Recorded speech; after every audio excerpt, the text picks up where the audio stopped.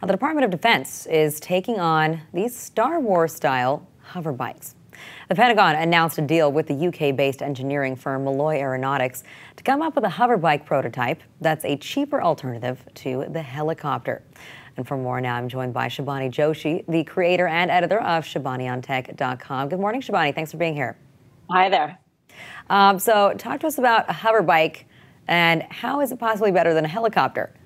So how cool is that video first off? I mean, this is the stuff that's made of Star Wars, and me not even being a Star Wars geek thinks that's really, really cool.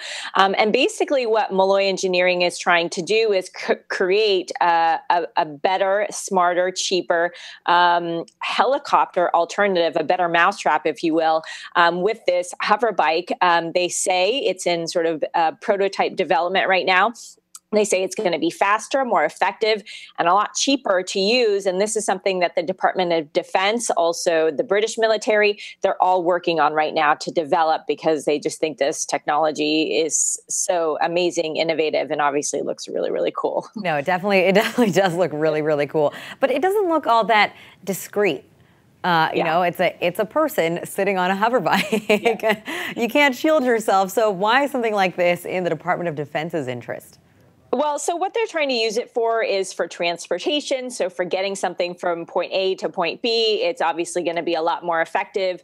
When you do things like bump into people, other helicopters, property, buildings, whatever it is, it's going to be it's going to be able to take a lot more impact. So helicopters aren't able to take impact. So you end up having a lot more crashes and a lot more accidents. And then those helicopters cost a lot of money. So they're a lot more resilient in terms of that. They're cheaper to replace. They're also going to be used for surveillance. You can assume that it's not going to be for covert surveillance. It's going to be stuff that's going to be out in the open.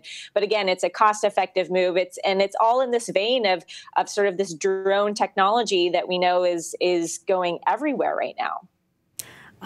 That's right. But you know, when you say cost-effective too, what exactly are we talking about? How cost-effective? How much do they cost? Well, so it's still in development, obviously, and so you know, we don't know what the exact cost is going to be, but we know that Malloy Engineering did run a Kickstarter campaign for one that was not manned by a man, so it was kind of remote controlled, and they were able to get a Kickstarter campaign going, and they raised $90,000. Now, was that able to just do one device or multiple devices? We kind of don't know. But again, as more and more money comes to this, and this technology becomes proven, the price is going to come down, and just the materials and everything they're thinking about putting into manufacturing this is just a lot cheaper, just from a cost material basis.